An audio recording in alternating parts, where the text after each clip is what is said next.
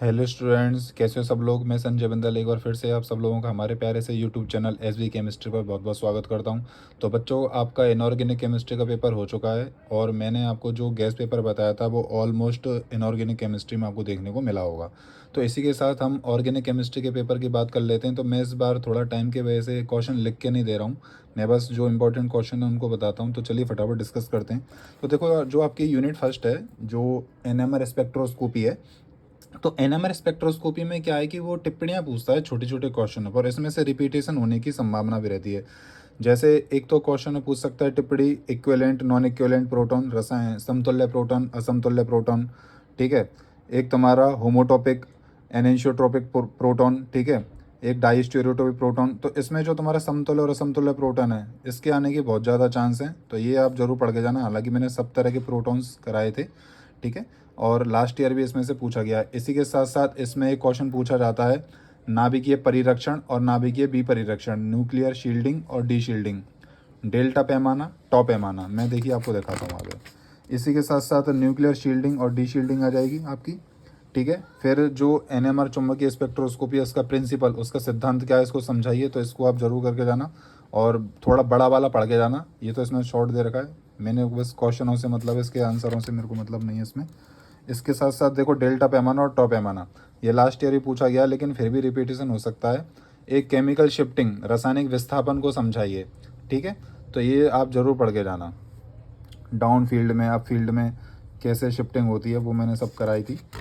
इसी के साथ साथ बच्चों, आप इसमें आगे चलोगे और जो कपलिंग कांस्टेंट है, इस वाले क्वेश्चन को फोकस करो आप, ठीक है। ये टिप्पणियों के रूप में ही पूछा जाता है। कपलिंग कांस्टेंट क्या है। एक तुम्हारा जो स्पिन स्पिन स्प्लिटिंग है, इसको आप कैसे एक्सप्लेन करोगे। एथेनॉल तथा एथिल ब्रोमाइड का एक्सप्लेनेशन हमें एग्जाम्पल देके करना है, ठीक है। जो स्पिन स्पिन स्प्लिटिंग है ना, ये वाला भी क्वेश्चन पूछा जाता है, तो इसको भी आप देख के जाना। इसी के साथ साथ आप जो टीएमएस है, टेट्रा मिथिल सिलेन है, इसको एज ए रेफरेंस क्यों यूज़ किया जाता है एनएमआर स्पेक्ट्रोस्कोपी में, ये क्वेश्चन कई बार पूछा गया है और मैंने ड्यूरिंग द क्लासेस ये इंपॉर्टेंट भी लगवाया था, ठीक है। तो ये वाला क्वेश्चन आप जरूर करके जाना। इसी के साथ साथ कुछ कंपाउंड्स के वो क्या कर सकता है, एनएमआर सिग्नल निकलवा सकता है। तो इसके लिए तो प्रिंसिपल हैं वो याद ही रखने पड़ेंगे। जैसे ये हो गया एसीटोन है, इसमें कितने एनएमआर सिग्नल ऑब्टेन होंगे। तो इस तरह का क्वेश्चन वो पूछ लेता है, इनके कैसे पीक्स बनेंगे। तो ये अगर आपको टाइम मिले तो कर जाना। आ भी सकता है, नहीं भी आ सकता, दोनों ही बातें। एक देखो तुम्हारा एथिल एसीटेट, टोलुइन और एसिटोफिनॉन के जो H1NMR यानी कि जो हाइड्रोजन स्पेक्ट्रोस्कोपी है ना, उसके एक्सप्लेनेशन करवाएगा। ये आप जरूर करके जाना। जैसे कुछ क्वेश्चन है इनके एनएमआर सिग्नलों की संख्या, तो ये तो देखो अभी शॉर्ट में मैं आपको नहीं बता सकता कि कैसे निकालते हैं, तो ड्यूरिंग द क्लासेस मैंने बताए थे। तो आप इनको एक बार हल्की सी निगाह से देख के चले जाना, ताकि अगर कोई भूला बिसरा आ जाए तो उसको आप अटैम्प्ट कर सको, ठीक है बच्चों। इसी के साथ अब इसका यूनिट सेकंड है, जैसे इनोलेट वगैरह क्या है, लेकिन मैं इसका जो सेकंड पोर्शन है उस पर आपको नहीं बता रहा हूँ, क्योंकि वो फिर बहुत बड़ा हो जाएगा, वो तुम्हारी काफ़ी बड़ी हो जाएगी। इसी के साथ साथ बच्चों अब हमारी आती है यूनिट सेकंड, हेट्रोसाइक्लिक कंपाउंड, विषम चक्रीय यौगिक। तो देखिए, मैं तो ये कहूँगा कि जो विषम चक्रीय यौगिक है ना, इसमें आप पायरोल वाला तक पोर्शन है, सिलेबस लेके बैठो और वहाँ से उसको पूरा कर लो, ठीक है। एक क्वेश्चन इसमें बहुत ज़्यादा ये पूछा जाता है, पेरोल फ्यूरिन और थायोफिन की जो रिएक्टिविटी है, जो क्रियाशीलता है, या ऐसे घुमा सके पूछ सकता है कि पेरोल फ्यूरिन थायोफिन की जो एरोमेटिसिटी है, एरोमेटिकता है, उसके एक्सप्लेनेशन करो। देखो, और कई तरह से घुमा रहा है वो। इन कंपाउंड्स को हाइपर एरोमेटिक या सुपर एरोमेटिक क्यों कहते हैं, ठीक है। फ्यूरिन की स्ट्रक्चर और इसके एरोमेटिक करेक्टर्स को एक्सप्लेन करवा रहा है। तो ये आप ज़रूर थोड़ा सा देख के जाना, ये कंपेरेटिव क्वेश्चन इसमें से ज़रूर पूछा जाता है, ठीक है। अब देखिए, ये जो मेरे सामने क्वेश्चन है टिप्पणी लिखवाने वाला, फ्यूरेन का पॉल नॉर संश्लेषण, पेरोल का नॉर संश्लेषण। देखो, पॉल नॉर और नॉर संश्लेषण सिंथेसिस दोनों अलग अलग हैं। एक तुम्हारा हैंस सिंथेसिस, ये जरूर करके जाना। हालांकि इसमें से लास्ट ईयर भी आया हुआ क्वेश्चन है, लेकिन कहीं ना कहीं देखो इसमें से रिपीटेशन होता है। देखो, ये वाला जो क्वेश्चन है ना, ये लास्ट ईयर भी आया था, बिस्लर ने प्रियाल्स की रिएक्शन, ठीक है, ये आई थी। इसके साथ साथ डॉबनर बॉलर मिलर संश्लेषण भी पूछा गया था, लेकिन इसको आप ज़रूर करके जाना बच्चों, ये बहुत इंपॉर्टेंट है। आपको ऑर्गेनिक में अगर स्कोर करने हैं तो आपको रिएक्शनें याद करनी ही पड़ेंगी, ठीक है। अब देखो, एक क्वेश्चन इसमें ये है कि बाट हैपन क्यूनोलिन की जब 500 डिग्री सेंटीग्रेड टेम्परेचर पर ब्रोमीन से रिएक्शन करवाई जाती है। ऐसे ही एंडोल की फॉर्मेल्डिहाइड आइसोक्यूनोलिन की बेसिक केमिनोफोर से। ठीक है, इस तरह का क्वेश्चन आता है, तो ये आप जरूर करके जाएं। ठीक है, अब ऑर्गेनिक का पेपर बनाने में टाइम बहुत लगता और काफ़ी सारा इसमें लिखना पड़ता है, इसलिए मैं इसको क्वेश्चनों के रूप में बता रहा हूँ। देखो, पीरियड में इलेक्ट्रोफिलिक सब्स्टिट्यूशन 2 नंबर पे, यानी कि दूसरी और चौथी, है ना, पोजीशन पर ही होता है 3 की स्थिति में। तो ये वाला क्वेश्चन आप थोड़ा सा देख के जाना। या पीरियड में जो न्यूक्लियोफिलिक सब्स्टिट्यूशन और जो उनका कॉन्फ़िगरेशन है, उसकी जो मैकेनिज्म है, उसको समझाइए। तो ये क्वेश्चन आप ज़रूर करके जाना। ठीक है बच्चों, और फिर भी किसी को अगर इंग्लिश वगैरह की दिक्कत आ रही है तो वो मेरे को कमेंट करके पूछ सकता है। ठीक है, इसी के साथ साथ देखो, एक तुम्हारा स्क्रॉप संश्लेषण, फिशर संश्लेषण, चिची बेबिन अभिक्रिया लास्ट ईयर ही पूछी गई है, फिर भी पूछी जा सकती है, तो ये आप जरूर करके जाना। ठीक है, अब चलते हैं आगे।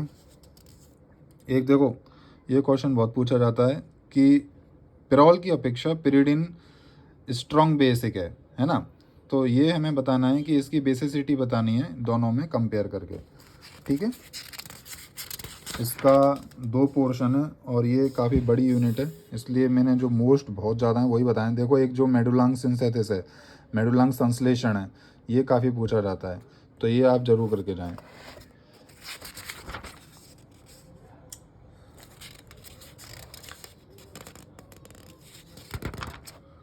और इसके साथ साथ अब इसका दूसरा पोर्शन आ गया है, वो हम कर चुके हैं। अब देखो, जो यूनिट 3 है कार्बोहाइड्रेट, तो देखो सबसे पहले जो बेसिक है कार्बोहाइड्रेट का, तो कार्बोहाइड्रेट का जो क्लासिफिकेशन है वो आपको अपने लेवल पे, अपनी नॉलेज के लिए पता होना चाहिए कि कौन मोनोसैकेराइड है, ओलिगोसैकेराइड है, पॉलीसैकेराइड है, कौन शुगर है, कौन नॉन शुगर है। तो ये बेसिक है, इसमें क्वेश्चन तो थोड़ा सा आ भी सकता है, नहीं भी आ सकता, लेकिन मेरे हिसाब से इससे भी ज़्यादा इंपॉर्टेंट क्वेश्चन है तो हम उन पे फोकस करेंगे। लेकिन आपको अपनी नॉलेज के लिए कार्बोहाइड्रेट के बारे में पता होना चाहिए। ठीक है, तो देखो, ये इसमें सबसे पहले पहले जो क्वेश्चन आ रहा है वो ये आ रहा है कि जो ग्लूकोज है और जो फ्रक्टोज है, इनके ओसाजोन की स्ट्रक्चर और निर्माण को हमें एक्सप्लेन करना है। ठीक है, ओसाजोन। ठीक है, ये देखो ओसाजोन नाम दिया था, तो वो सब मैं बता चुका हूँ, तो अभी इतना टाइम नहीं है, तो ये वाला क्वेश्चन आप करके जाना।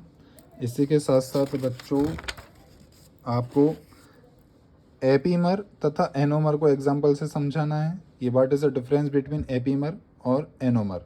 ठीक है, ये फॉर्म होती हैं ग्लूकोज फ्रक्टोज वगैरह की।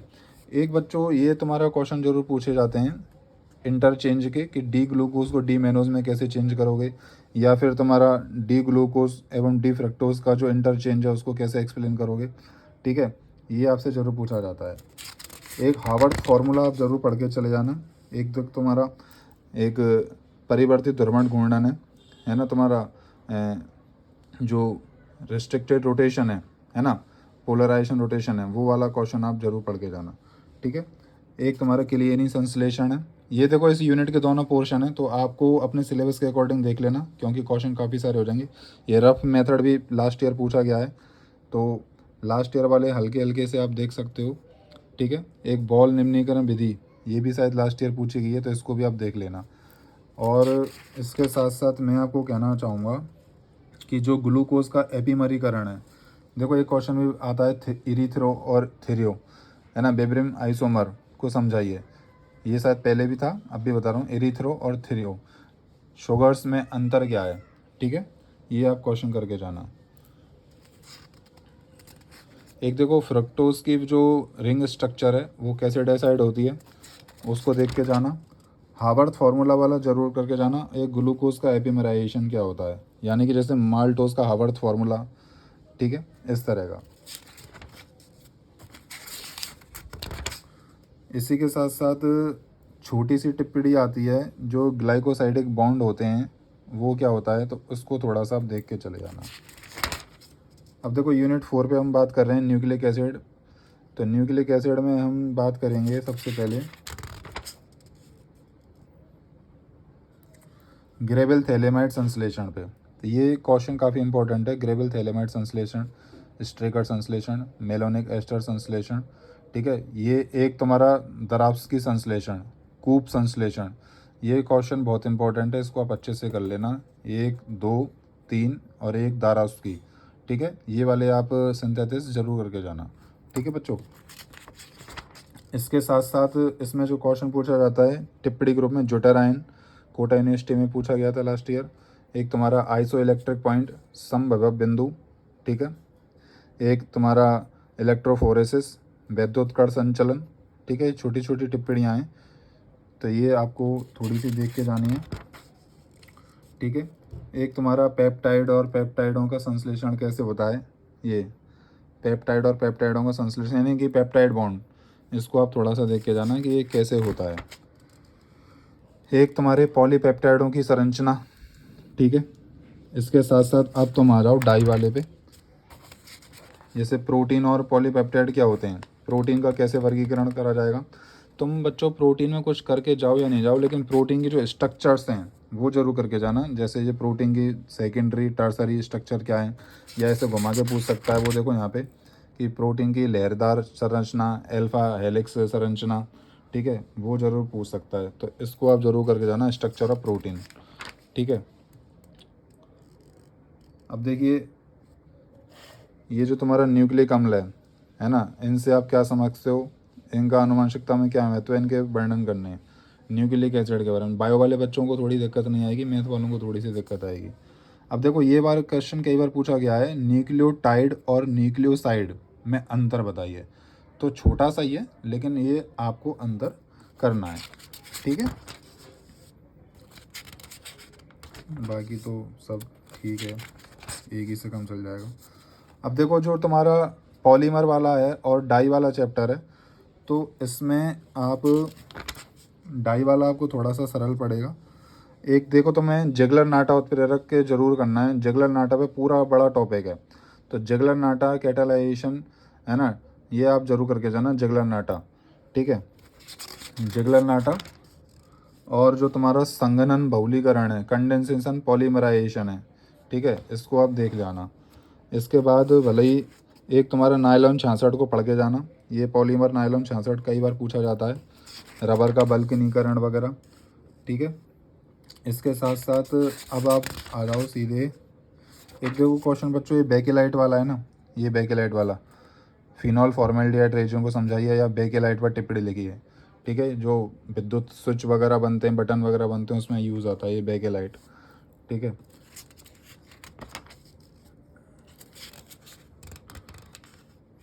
देखो रंजकों से आप क्या समझते हो, डाई, रंजकों से आप क्या समझते हो, डाई।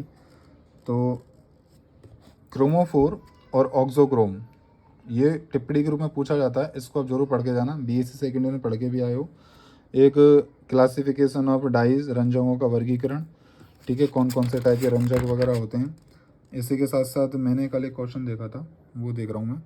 देखो इस पे टिप्पणी जरूर पूछता है वो, मेथिल ऑरेंज, फ्लोरोसिन, ये तुम्हारे क्या हैं, इंडिकेटर हैं, सूचक हैं, एक तरह से रंजक हैं डाई, तो इनको आप करके जाना। एक देखो Congo red, malachite green, crystal violet, alizarin, indigo, phthalein, ये सब रंजक हैं। इनके बारे में वो ज़रूर क्वेश्चन पूछता है, और आप देख ही रहे हो कितने सारी यूनिवर्सिटियों में वो कितनी बार पूछा गया है, तो इसको आप ज़रूर करके जाना, ठीक है। एक देखो इसमें है ना ये क्वेश्चन और है, जिसमें तुम्हारा सल्फा ड्रग्स क्या होते हैं, सल्फोनेमाइड क्या होते हैं, है ना, या बेंजीन का सल्फोनेशन, अभी पीछे बता रहा हूँ। ये वाला क्वेश्चन आप ज़रूर पढ़ के जाना, चाहे तो डाई पढ़ लो, चाहे आप पॉलीमर पढ़ लो। डाई पढ़ो तो डाई में ये तुम्हें मैंने जो रंजक बताए ये, और तुम्हारा बेंजीन का सल्फोनीकरण, ये दो क्वेश्चन जरूर करके जाना आप। देखो ये सल्फा औषधि, सल्फा ग्वेनेडीन इनको बोला जाता है, ठीक है, ये इस तरह से पूछ सकता है वो। या बेंजीन के सल्फोनेशन की मैकेनिज्म बताइए, यानी कि बेंजीन का सल्फोनीकरण आप डिटेल में ही पढ़ के जाना, और सारे के सारे रंजक, या चाहो तो आप पॉलीमर वाला पढ़ के जाना। अगर पॉलीमर वाला पढ़ के जाते हो तो फिर उसमें रबर का वल्कनीकरण, वल्केनाइजेशन ऑफ रबर, ब्यूनाइस और ब्यूनाइन, वो भी करके जाना, ठीक है। बाकी तो इतने ही क्वेश्चन बहुत हैं, ठीक है। एक बच्चों साबुनीकरण है ना, जैसे साबुन क्या होते हैं, है ना, साबुनीकरण और साबुन और अपमार्जक में अंतर जरूर पूछ लेता है। साबुन अपमार्जक क्या है, दोनों एक दूसरे से कैसे काम करते हैं। एक मिसेल निर्माण होता है ना, साबुनीकरण की विधि, वो पूछा जाता है। तो बच्चों इसी के साथ वीडियो बहुत ज़्यादा लंबा हो जाएगा, फिर हम बात करेंगे और आगे, इसी के साथ साथ फिर मिलते हैं आगे, ठीक है।